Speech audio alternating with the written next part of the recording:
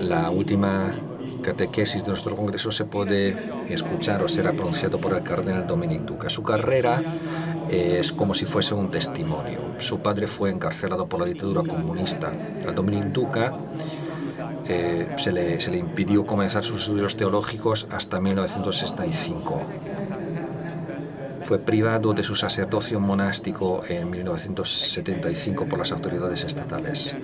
Hasta 1989 trabajó como diseñador en la fábrica de Skoda de Pilsen. Vivió en secreto una vida monástica y participó en la creación de un centro de formación de la orden secreta. Por sus actividades ilegales, durante los años 1981-82 fue encarcelado en la cárcel junto con el escritor Václav Havel, que fue el futuro presidente de la República Checa. El cardenal Duca trabaja incansablemente por la colaboración de las comunidades católicas de la región. La misión que ha asumido ha contribuido a la construcción de nuestra cultura y civilización comunes y estableció un modelo de cooperación entre la Iglesia y el Estado. El establecimiento de la parroquia católica húngara en Praga también se vincula al nombre del cardenal, que le demos una calurosa bienvenida al cardenal Dominic Duca, arzobispo de Praga.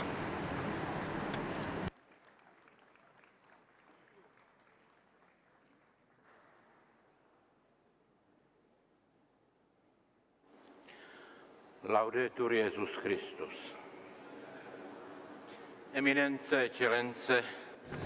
Eminencias, excelencias, hermanas, hermanos, damas, caballeros, queridos amigos.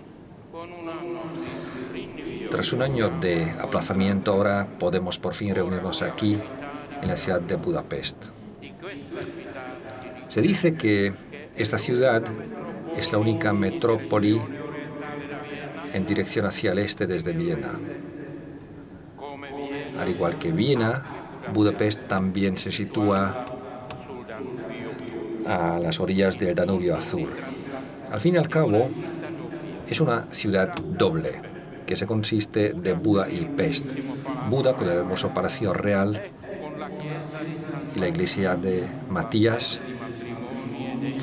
lugar de bodas y de coronaciones.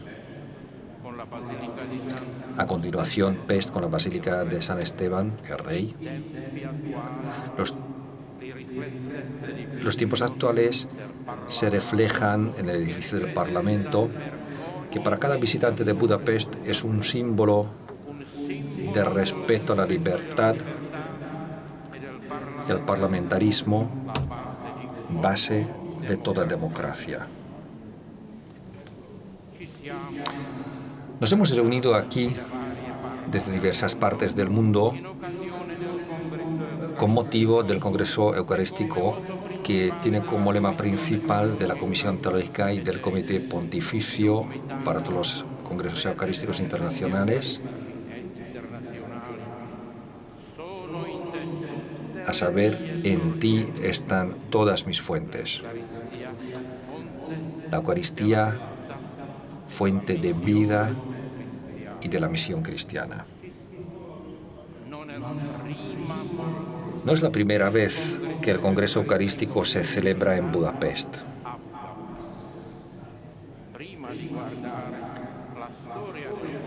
Antes de examinar la historia del Congreso Eucarístico aquí en Budapest, me gustaría volverme a los orígenes del Congreso.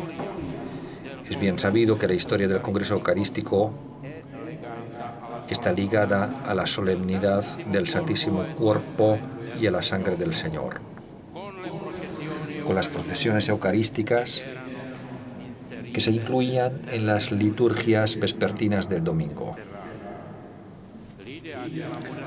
La idea de la modalidad contemporánea de los congresos eucarísticos se remonta al año 1874 en Francia y nos lleva a la famosa sede de los papas, la ciudad de Aviñón. El Congreso Eucarístico no nació como un proyecto de la Iglesia jerárquica.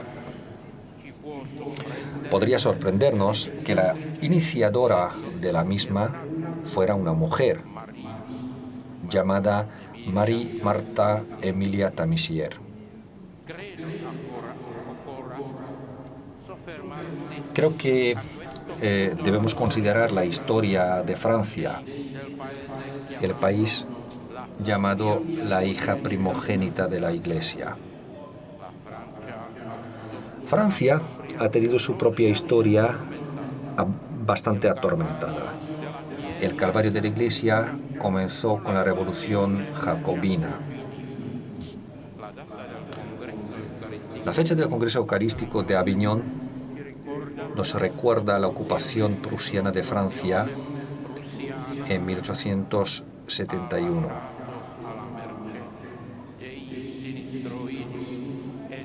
Podemos decir que en ese momento el ejército prusiano dejó París y toda Francia a merced de los izquierdistas y radicales. Los izquierdistas y radicales que se inspiraron en el manifiesto comunista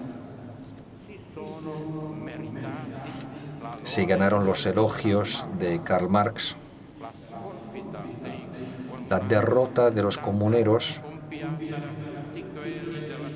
fue llorada por toda la izquierda.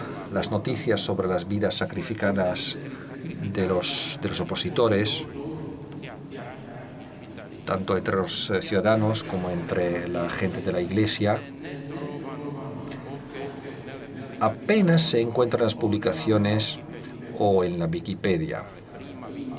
Entre las primeras víctimas de los comuneros se encuentra también el arzobispo de París, Georges Darbois. Ese año, durante la primavera,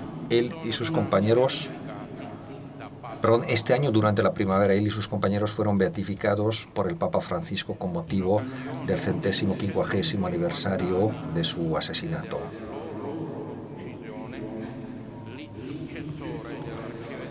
El sucesor del arzobispo fusilado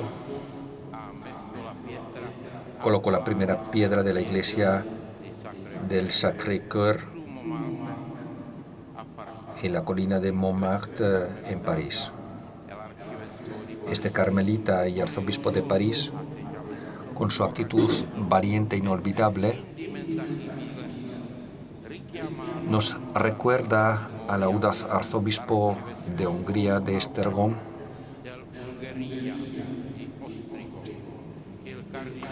el cardenal Joseph Mindszenty. Su proceso de beatificación está a punto de concluir.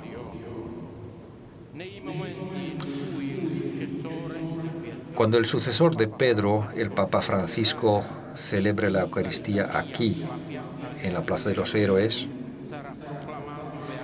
el primado de Polonia, el cardenal Stefan Wyszynski, será proclamado beato en Varsovia. Debo pedir disculpas porque por esta razón no podré estar presente aquí en Budapest, porque me voy a Varsovia por obligación y por gran gratitud por la ayuda que dicho cardenal prestó a nuestra tierra durante la época de la dictadura comunista en mi país y en nuestra iglesia.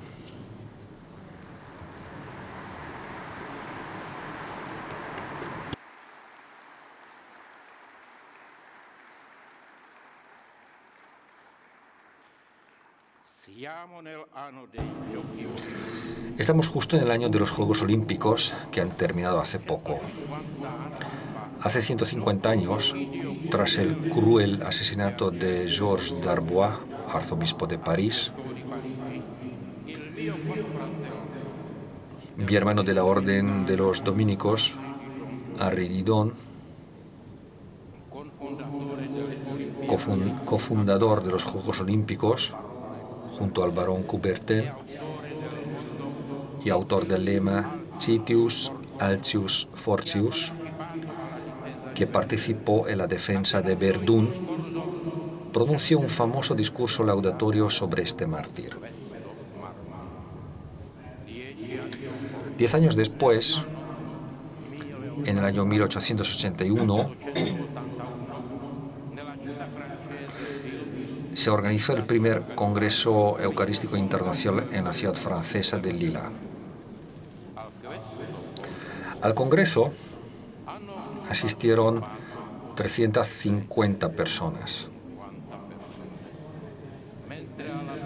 mientras que a la procesión eucarística asistieron casi 3.000 personas. Entre ellos estaban el obispo de Ségur y el obispo Dubois.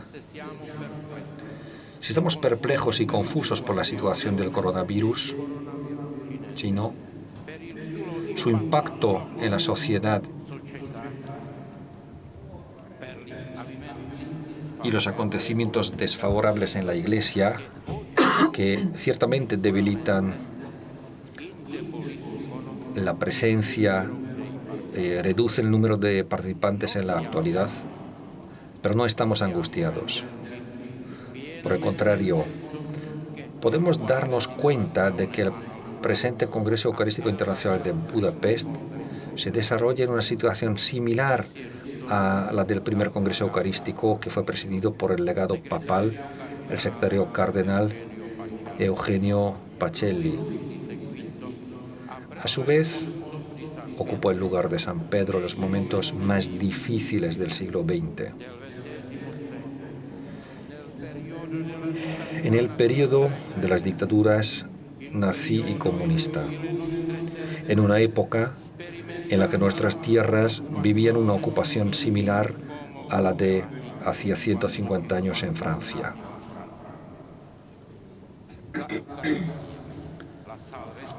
La Eucaristía, la salvación del mundo en idioma original, l'Eucharistie, salut universal. La dimensión de la acción eucarística, como podemos experimentar, va más allá de nuestro mundo, de nuestro planeta. Por lo tanto, el Congreso Eucarístico Internacional tiene plena prioridad sobre todas las demás celebraciones. Podemos entonces pronunciar con razón la frase: Jesucristo, Hijo de Dios, verdadero Dios y verdadero hombre, es el Salvador universal. Él es la salvación del universo. El documento de la Comisión Teológica Internacional, en su segundo artículo, recuerda las profundas raíces cristianas estrechamente vinculadas a la labor misionera del rey San Esteban a principios del siglo XI.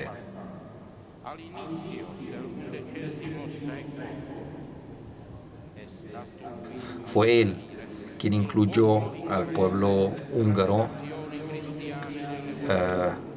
entre las naciones cristianas de Europa. La dinastía de los Árpades dio a la Iglesia una letanía de santos. Como miembro del grupo de Visegrado, solo puedo confirmar que San Esteban, Santa Margarita, Santa Isabel y Santa Kinga están vinculados a nosotros, ya que algunos de ellos también están relacionados con nuestros santos, con los santos polacos, pero también con los de sangre alemana. Sigue siendo válido el dicho: nuestro pasado es nuestra esperanza, nuestro futuro es Cristo. Estas palabras son siempre pertinentes. En el himno del Congreso de 1938,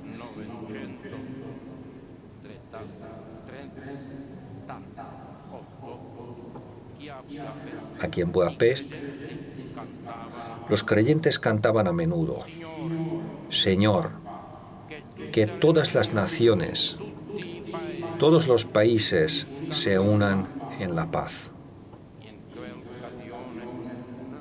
En esa ocasión, 500.000 de personas rezaron por la paz entre los pueblos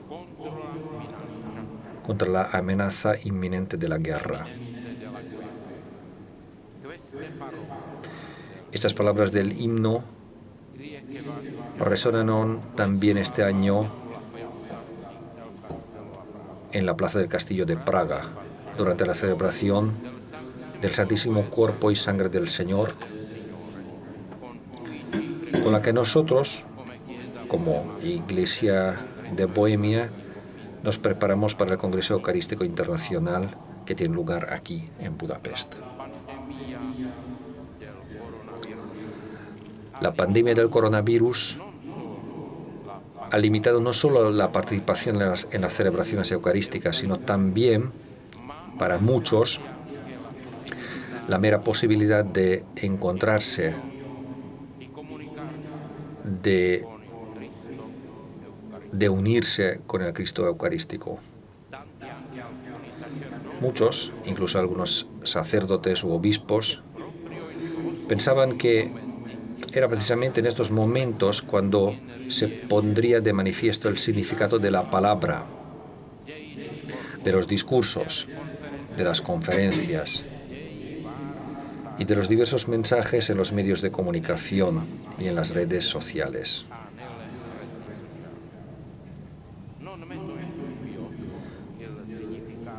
No dudo que la importancia del anuncio del Evangelio, pero me gustaría citar las palabras de la Comisión Teológica Internacional.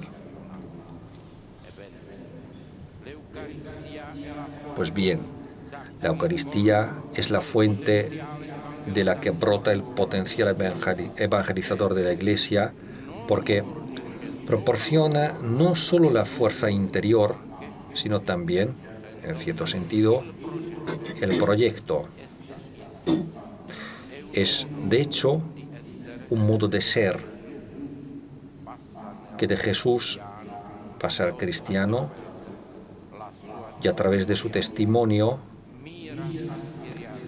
pretende irradiar en la sociedad y la cultura. Para ello, es necesario que cada fiel asimile en la meditación personal y comunitaria los valores que la Eucaristía expresa, las actitudes que inspira, las intenciones de vida que suscita. Documento básico, punto 8.1.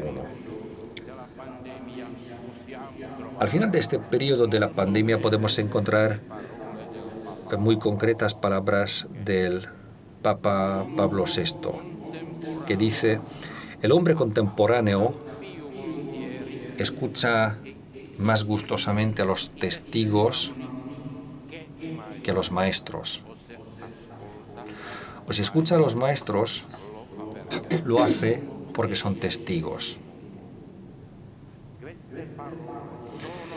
Estas palabras se aplican también a nuestro apóstol común, San Adalberto, a San Esteban,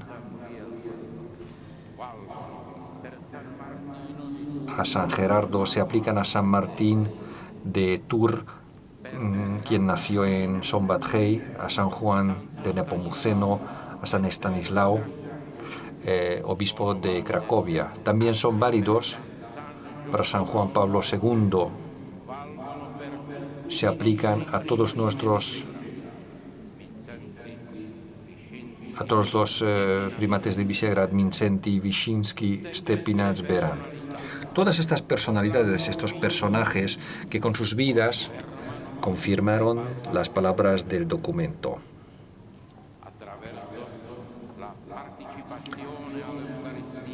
Mediante la participación en la Eucaristía se confirma la fe de los creyentes.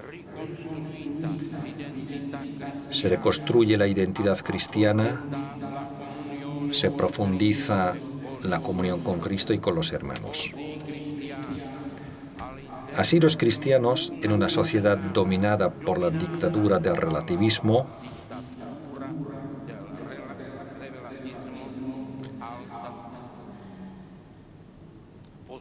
pueden dar testimonio de la verdad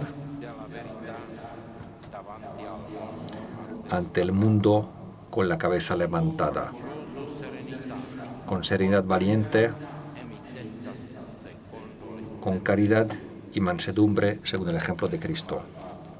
Documento básico 1.3. Nuestro Congreso Eucarístico tiene lugar en una situación en la que asistimos a una lucha bárbara e intolerante por el avance de nuestra civilización.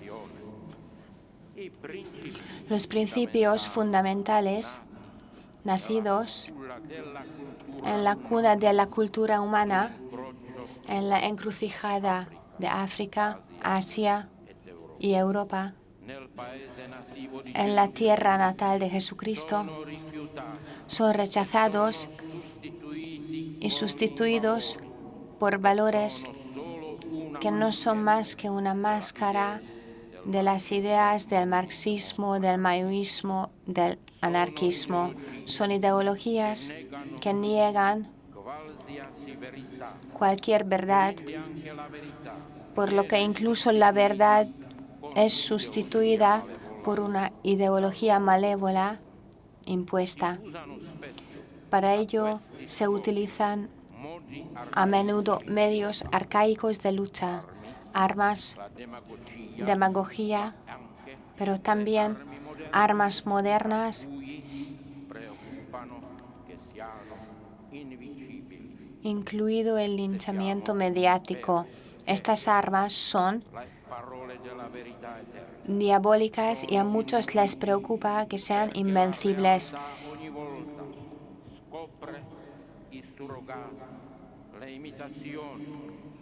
Sin embargo, sabemos que las palabras de la verdad eterna son invencibles porque la realidad descubre cada vez sucedáneos imitaciones. Por eso son válidas las palabras del documento preparatorio de este Congreso.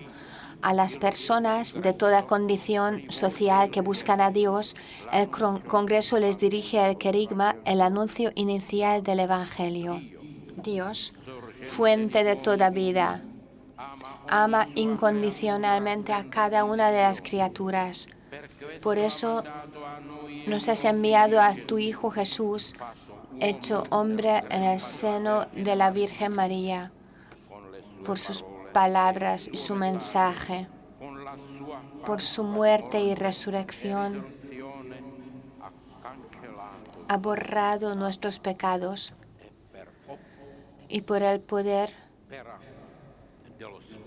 del Espíritu Santo vive para siempre en su Iglesia. Quien decide libremente dar la espalda al mal y acepta a Cristo como Salvador, a través del bautismo entra en la gran familia de los redimidos y construye la gran comunidad de los hijos de Dios. Documento básico 1.3. El Congreso Eucarístico Internacional es una acción de gracias a Cristo, una celebración de aquel que de forma única es capaz de dar su vida por los demás. Y esta es su victoria. Recuerdo las palabras que nos unieron en nuestra lucha y victoria en 1989. La verdad y el amor vencen la mentira y el odio. En nuestro logo común, con el que empezamos y terminamos cada día, abrimos nuestra oración, es la señal de la cruz. En las lenguas eslavas, el bautismo viene de la palabra cruz. Para nuestros antepasados, que fueron bautizados gracias a la misión de San Cirilio y San Metodio, cuyo principal organizador fue San Metodio, nombrado por el arzobispo, que también recorrió el territorio húngaro. La palabra cristiano viene de la cruz. La cruz es el encuentro de las líneas verticales y horizontales. Podemos decir que la cruz es una encrucijada en la que debe andar todo abajo, arriba, a la derecha, a la izquierda, todo aquel que decida su camino de vida. Podemos preguntarnos hacia dónde ir. En medio de esta cruz levantado, con los brazos abiertos, está Cristo en medio de la encrucijada de su rostro. El corazón traspasado confirma la única ley, la ley del amor que Él nos ha entregado. Él da su sangre por todos nosotros. Su cabeza bañada en sangre, adornada con la corona de espinas, nos dice que nunca, ni por una fracción de segundo, se olvidó de nosotros. Piensa en nosotros, pensó en nosotros, siempre pensará en nosotros. Logos eterno, verdad crucificada. No nos convence con demagogia, ni con promesas vacías, ni con un bombardeo mediático. Es el testigo que nos ha convencido de que Dios es bueno, de que Dios es amor. Es también la verdad, porque es yo soy el que soy. Ninguno de nosotros estuvo bajo la cruz. Allí estuvieron en nuestro lugar su madre, la Virgen María, el apóstol Juan, María Magdalena y los testigos y los apóstoles. Ser testigo es más grande que ser un santo. Primero, tienes que ser testigo para poder ser santo. Sin embargo, Dios nos da la oportunidad de poder estar bajo la cruz, de estar presentes como ellos. Sí, es la Eucaristía, la actualización de aquel que se hizo hombre por nosotros, pero que también abrió sus brazos en la cruz.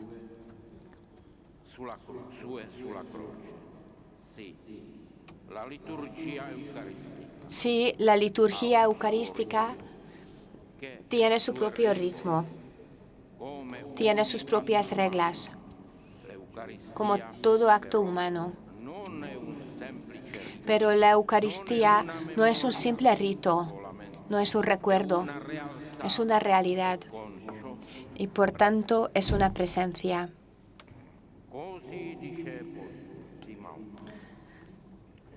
Así, los discípulos de Emmaús, al partir el pan,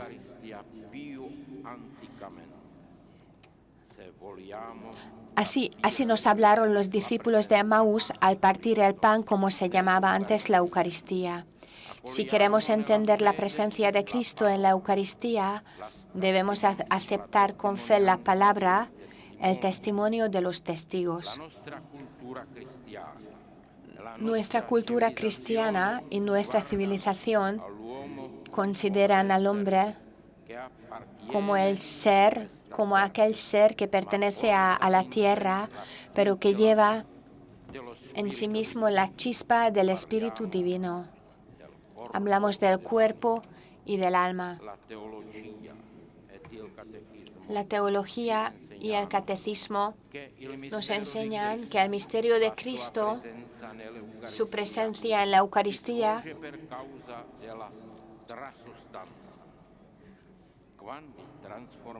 tiene lugar por la transubstanciación es decir, por la transformación de la substancia. Si nos hubiéramos sumergido en el estudio de la antigua sabiduría, de la filosofía de Sócrates, de Platón, de Aristóteles, entonces entenderíamos esta terminología. Si aceptamos la visión universal de toda la creación, hablamos con Aristóteles en la versión griega de Hyle kai morphe, por tanto, de sustancia y de forma, que en latín se llama materia y forma. Entonces, podría abrirse ante nosotros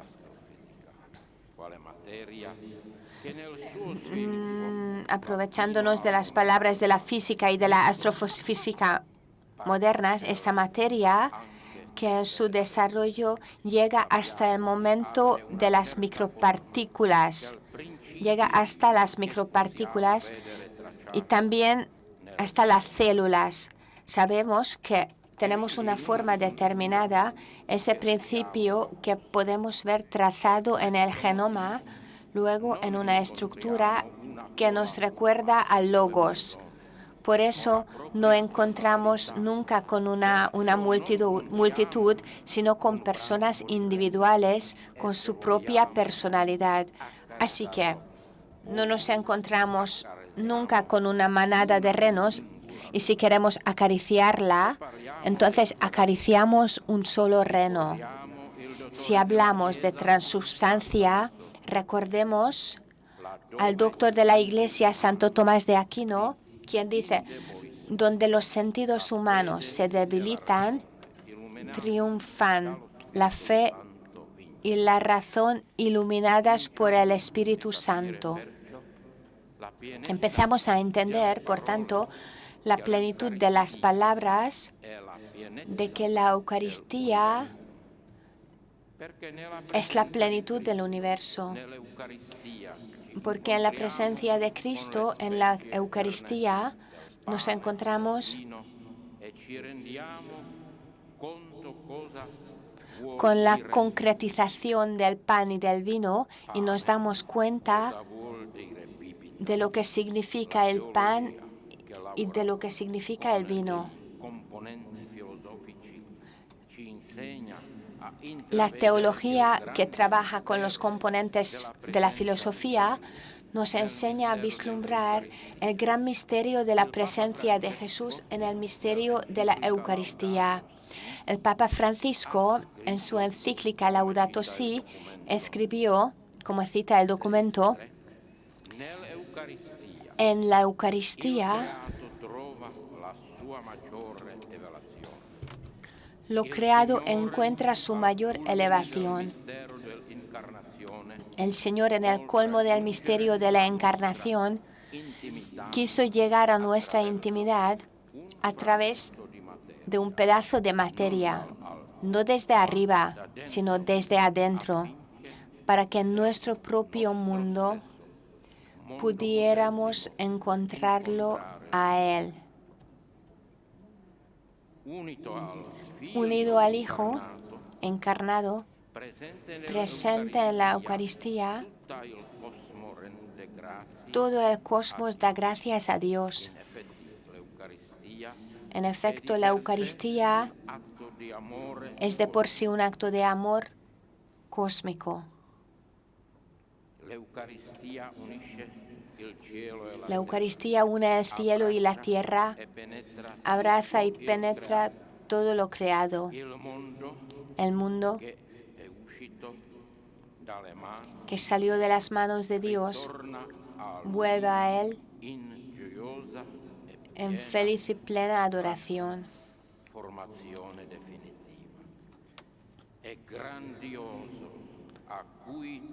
La conversión eucarística es el comienzo de esa transformación definitiva y grandiosa a la que está destinada toda la creación. La conversión sustancial del pan y del vino en su cuerpo y en su sangre establece la creación, el comienzo de un cambio radical, como una especie de fisión nuclear, un cambio destinado a dar lugar a un proceso de transformación de la realidad, cuyo fin último será la transfiguración del mundo entero, hasta llegar a esa condición en la que Dios será todo en todo. Documento básico 6.3. El alimento eucarístico, el cuerpo y la sangre, significa que comulgamos con Cristo vivo. Según la antropología bíblica, el alma tiene su sede en la sangre. No comemos, pero nos comunicamos, recibimos, tomamos.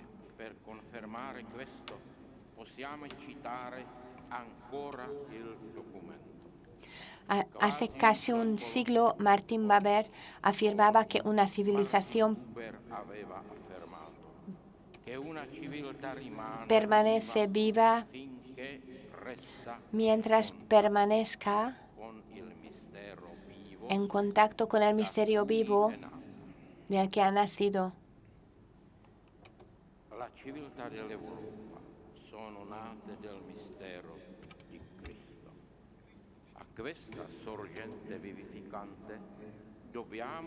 Debemos volver a esa fuente vivificante aceptando el llamamiento de San Juan Pablo II, que dice: Europa, a lo largo de los siglos has recibido el tesoro de la fe cristiana.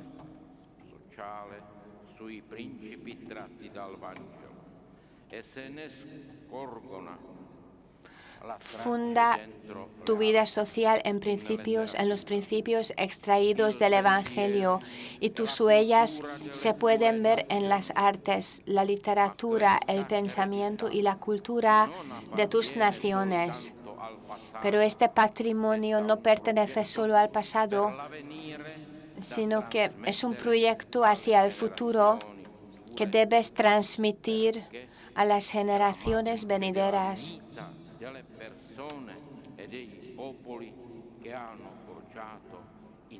Porque es la matriz de la vida de las personas y los pueblos que han forjado juntos el continente europeo. Documento básico 8.5. La realidad de nuestro encuentro con Cristo, hombre, hijo de la Virgen María, por tanto hijo de una mujer, de una madre, nos devuelve plenamente la imagen del hombre, según la antropología bíblica, donde el hombre se define como creado varón y mujer, hombre y mujer. La comunidad de creyentes ve, por lo tanto, en María como una mujer de la Eucaristía, el ícono más logrado. La contempla como modelo insustituible de la vida eucarística. A este respecto podemos recordar las palabras del gran hombre de la Iglesia, teólogo y poeta, las palabras del Santo Tomás de Aquino, pero creo que cada uno de nosotros recuerda la famosa melodía de Mozart, Ave Verum Corpus Natum de Maria Virgine. En el altar, el sacerdote, en nombre de la asamblea litúrgica, pronuncia las palabras del canon. Veneremos ante todo a la gloriosa y siempre Virgen María, Madre de nuestro Dios, Señor Jesucristo. Junto con nosotros, la liturgia oriental también profesa el culto mariano. Nuestra reflexión sobre la Eucaristía en este Congreso Eucarístico Internacional forma parte de la liturgia de la Iglesia. La Iglesia no es una mera institución, o como la gente piensa, una organización política, semipolítica, ideológica o quizás económica.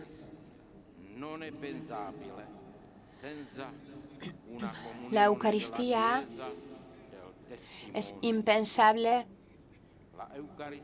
sin la comunión de la Iglesia, de los testigos de Jesús. La Eucaristía tiene una dimensión universal, cósmica, y su acción va más allá de la Iglesia, de la humanidad y de todos los vivos y muertos. Abarca toda la creación. La Iglesia, que puede ser atractiva para el hombre de hoy, es la Iglesia de la Eucaristía. Recordemos las palabras del jesuita francés Henri de Lubac, las palabras que resonaron durante el concilio durante el segundo concilio vaticano. La Eucaristía hace la Iglesia. Así es como los primeros padres de la Iglesia también describieron a la Iglesia. La Eucaristía hace de la Iglesia un acontecimiento dinámico. Las instituciones, la estructura crean una Iglesia de fósiles. Durante la pandemia, la Iglesia sin la Eucaristía se volvió rígida, por lo que es necesario ponerla en marcha. El Congreso Eucarístico de Budapest puede ser pues un testimonio y debe ser un reto para una verdadera dinámica de vida en libertad, verdad y amor. A lo largo de la historia, Budapest ha conquistado muchas cosas.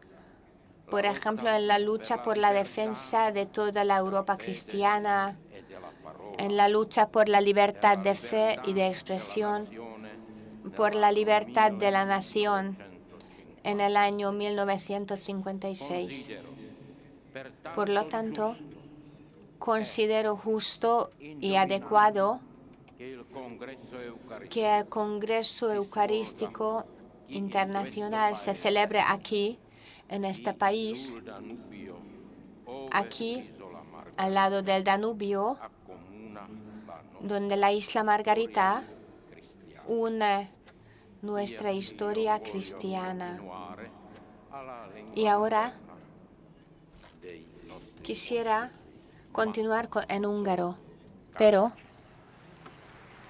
no soy capaz.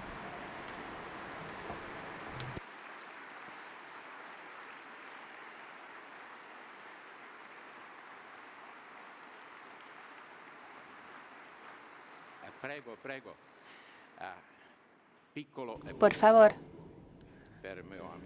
un epílogo para mi amigo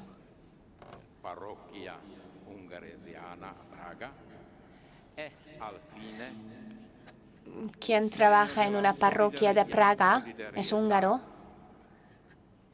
como señal de la solidaridad. Bravo.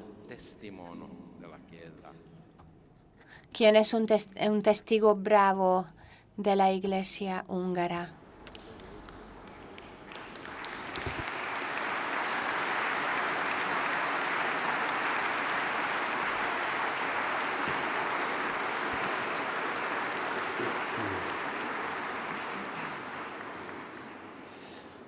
A Nemzetközi Eukarisztikus Kongresszus egyfajta hálaadás Krisztusnak. El Congreso Eucarístico Internacional es una especie de alabanza a Cristo, un agradecimiento a Cristo porque Él solo es capaz de sacrificarse. Vamos a rezar porque este regocijo de la Eucaristía se desprenda, se propague no solo aquí en Hungría, sino a través de los países de Centro Europa, por toda Europa y por tanto por todo el mundo. Vamos a rezar porque todos puedan experimentar el renacimiento en el alma y reforzándose, siguiendo el Evangelio, puedan vencer sobre sus temores. Vamos a rezar también por los que los tristes, por la luz de la esperanza, puedan experimentar que pueden vencer sobre la soledad. En el Congreso Eucarístico de 1938, Joseph Mindszenty participó como prelato, que podemos llamarlo con razón el hombre de la Eucaristía, puesto que su fidelidad tuvo sus raíces en la Eucaristía. Gerald Ford, el presidente de Estados Unidos, dijo así: Mindszenty tenía convicción, una perseverancia que siempre podía resistir a los enemigos, a los opresores. Con su ejemplo, no solamente para los húngaros, su propia nación que le servía incansablemente, podía dar esperanza, sino para muchos otros pueblos también. El cardenal húngaro dio inspiración, animó a todos los pueblos del mundo que respetaban la justicia, la sinceridad, el moral y la perseverancia. Con su fe fuerte dio ejemplo para todo el mundo. En la vida del cardenal Mindszenty, de esta forma, apareció el respeto de la Eucaristía. Estamos impacientemente esperando que termine su proceso de beatificación.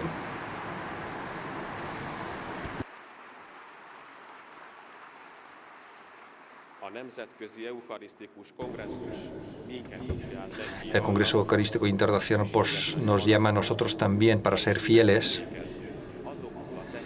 y recordar, conmemorar a aquellos hermanos que por cualquier parte del mundo están perseguidos por su fe.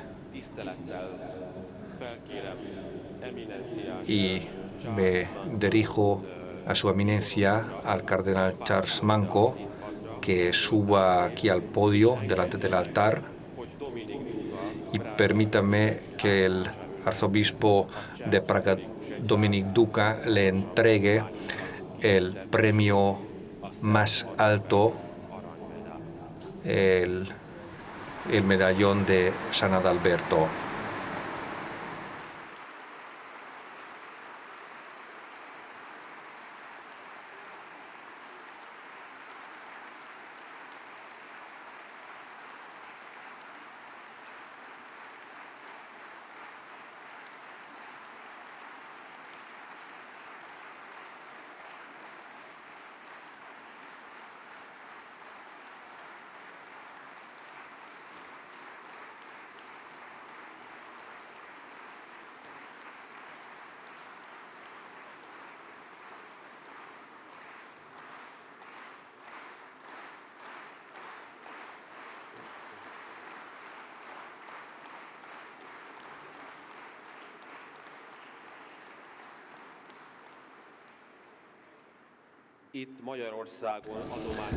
Aquí en Hungría se le entrega a usted este premio, donde el confesor y mártir de origen checo San Adalberto bautizó al primer rey húngaro San Esteban. El cardenal Duka hace 2 años al obispo Zen de Hong Kong le entregó este premio fundado por Václav Havel con el objetivo de fomentar la propagación de la democracia en los países poco democráticos y para apoyar la sociedad civil, el respeto de los derechos humanos bajo el espíritu de la tolerancia Václav Havel fue uno de los cofundadores de los 4 de Visegrad, reforzando de esta forma también la amistad de 2000 años de las dos naciones. Este premio, señor cardenal, se lo ha merecido con su perseverancia, con la cual actúa contra la violencia militar de Myanmar e invita a la piedad a los opresores del pueblo. Con esta medalla, con este medallón, queremos expresar toda esa labor, esa obra que usted está realizando por nuestra Iglesia en Asia. Gloria a Jesucristo.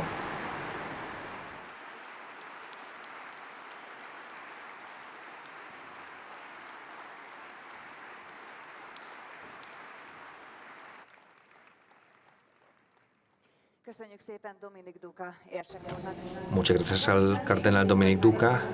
Queridos invitados, aquí ya hemos escuchado música, ha habido baile y ahora vamos a ver una animación con arena. Es un honor para mí presentarles a Ferenc Csako, que lleva trabajando más de 30 años aquí en Hungría como director de cine de dibujos animados. Su nombre es bastante conocido a nivel internacional. Con sus obras ha ganado casi todos los premios de casi todos los grandes festivales de cine, desde Cannes a Berlín, desde San Francisco hasta Annecy. Además fue nominado al Oscar en la categoría de cortometraje. Además es un artista destacado de Hungría. Lo que vamos a ver ahora es una presentación de animación de arena en vivo que se realizará aquí ahora mismo siguiendo el ritmo de la música. Esta animación ha sido preparada por el artista para este evento específicamente. O sea que le demos una calurosa bienvenida. Felkelek jó reggel hajnalba, megmosdottam minden bűneimtől, megkendőztem aranykendőzömvel, kimenék én ajtóm elejébe, föltekintik magos mennyországba, nyitva láttam mennyország kapuját, s azon belül mennyország ajtaját, s azon felül egy rengő bőcsöcskét. Mellette van anyám Szűz Mária, a lábával rengedgette vala, a lábával rengedgette vala, s a szájával mondogatta vala. Aludjál, aludjál, Istennek báránya, mert te jöttél világváltságára. Aludjál, aludjál, Istennek báránya, mert te jöttél világváltságára.